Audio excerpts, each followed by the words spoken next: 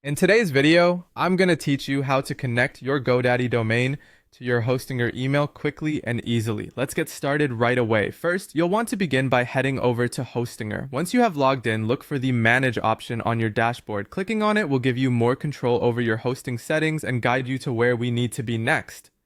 Afterward, click on Website. This section allows you to manage your websites, so it's important to find it easily. With the Website section open, your next move is to click on Add Website. This is where we're going to introduce our GoDaddy domain into Hostinger. When you click on Add Website, you might see several options pop up. No worries, simply click on Other to proceed. Following this, you will be prompted with a few additional choices or steps that you can choose to follow. For this guide, feel free to skip through them by clicking on Skip. Now, we've arrived at a crucial step. You'll see the option to use existing domain. Click that.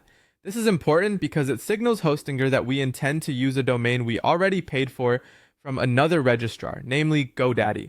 Once you click on Use Existing Domain, you'll see a field where you can type in your domain name. Pause here and head over to your GoDaddy account. When logged into GoDaddy, navigate to your domains, copy the domain that you plan to link with Hostinger, and then return to the Hostinger dashboard. Now paste the copied domain in the provided field on Hostinger and click on Continue. The next step involves changing the name servers on GoDaddy to Hostingers. Switching name servers is what connects your domain with your hosting service so they work seamlessly together. To do this, stay in your GoDaddy account, but now go to the DNS settings of your domain. Scroll down until you see the section for name servers and click on Change. You might see options or fields where name server information is required. Click on the left field where you can input the new Hostinger name servers.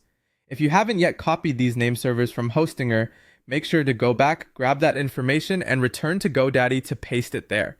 Once pasted, repeat the process if there's a second field by copying any secondary name servers and pasting them into the appropriate field. When both name servers are correctly pasted, go ahead and click on Continue. And voila! You have successfully linked your GoDaddy domain to your Hostinger email service. It might take a few minutes for everything to fully propagate, so if you don't see the changes immediately, don't worry, it's perfectly normal. Thanks for watching and happy hosting.